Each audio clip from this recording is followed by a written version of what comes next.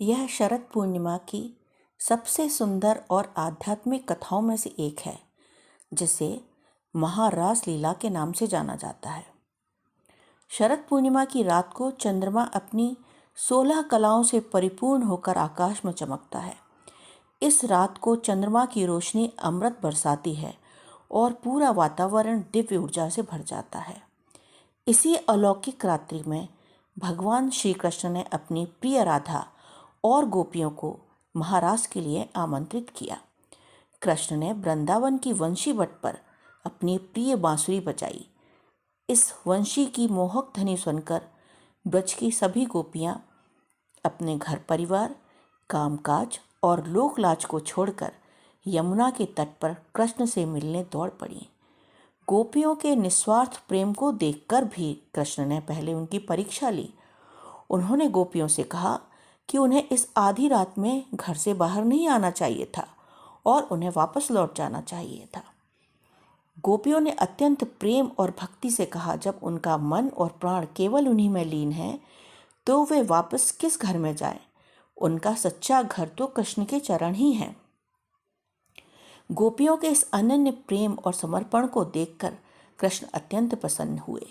गोपियों के मन में यह भाव आया कि कृष्ण केवल उनके साथ ही नृत्य करें। यह देखकर कृष्ण ने अपनी योग माया से एक ही क्षण में उतने ही रूप धारण कर लिए जितनी गोपियां थीं। सभी गोपियों के बीच में स्वयं श्री कृष्ण थे और उनके हृदय के सबसे निकट राधा रानी थी। फिर यमुना के तट पर अमृत बरसाती चांदनी के नीचे एक अखंड महारास आरंभ हुआ। यह नृत्य प्रेम, भक्ति और आध्यात्मिक आनंद की पराकाष्ठा था। माना जाता है कि यह महारास पूरी रात चला और यह रात इतनी लंबी हो गई कि यह एक कल्प के बराबर हो गई थी। कल्प मतलब हजारों वर्षों के बराबर हो गई थी। शरद पूर्णिमा के व्रत से जुड़ी साहूकार की 2 बेटियों की एक प्रसिद्ध पौराणिक कथा है। एक नगर में एक साहूकार रहता था जिसकी 2 बेटियां थीं। दोनों ही हर महीने आने वाली पूर्णिमा का व्रत रखती थी। बड़ी बेटी बहुत धार्मिक और श्रद्धालु थी। वह हर व्रत को पूरे विधि विधान और नियमों के साथ पूरा करती थी। लेकिन छोटी बेटी थोड़ी चंचल थी। वह व्रत तो रखती लेकिन नियमों को अधूरा छोड़ देती। इस प्रकार कई वर्ष बीत गए। दोनों बेटियों का विवाह हो गया।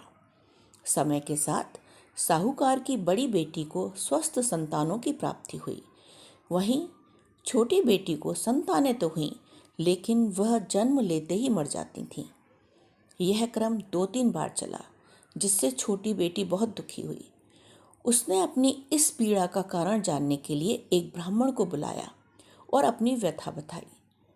ब्राह्मण ने सब सुनकर कहा कि यह सब तुम्हारे पूर्णिमा के अधूरे व्रत रखने के कारण हो रहा है।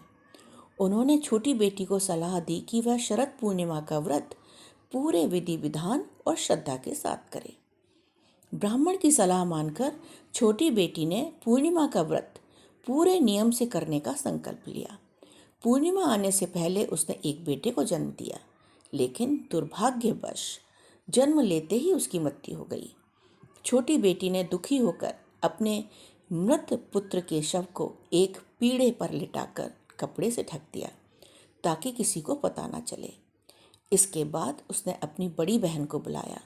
जब बड़ी बहन उसके घर आई तो छोटी बहन ने उसी पीढ़े यानी चौकी पर बैठने के लिए कहा।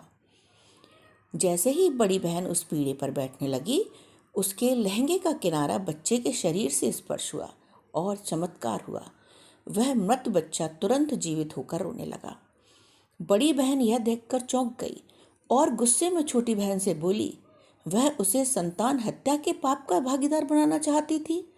अगर वह बैठ जाती और बच्चा मर जाता तो? तब छोटी बहन ने शांत करते हुए कहा, नहीं दीदी, बच्चा तो पहले से ही मरा हुआ था। यह तो तुम्हारे पुण्यों के कारण तुम्हारे स्पर्श मात्र से जीवित हो गया है, क्योंकि तुम हमेशा पूर्णिमा का व्रत पूरे विधि विधान से करती हो। इसके बाद छोटी बेटी ने भी अपनी बड़ी बहन की तरह ही पूरे विधि विधान और श्रद्धा के साथ शरद पूर्णिमा और बाकी सारी पूर्णिमाओं का व्रत करना शुरू कर दिया, जिसके परिणाम स्वरूप उसे भी स्वस्थ और दीर्घायु संतान की प्राप्ति हुई। शरद पूर्णिमा के व्रत को लक्ष्मी के पृथ्वी पर भ्रमण की कथा से भी जोड़ा जाता है। यह कथा बंगाल, उड़ीसा और महाराष्ट्र जैसे पूर्वी और पश्चिमी भारत के हिस्सों में प्रचलित है। माना जाता है कि इसी दिन समुद्र मंथन से धन और समृद्धि की देवी माता लक्ष्मी प्रकट हुई थी।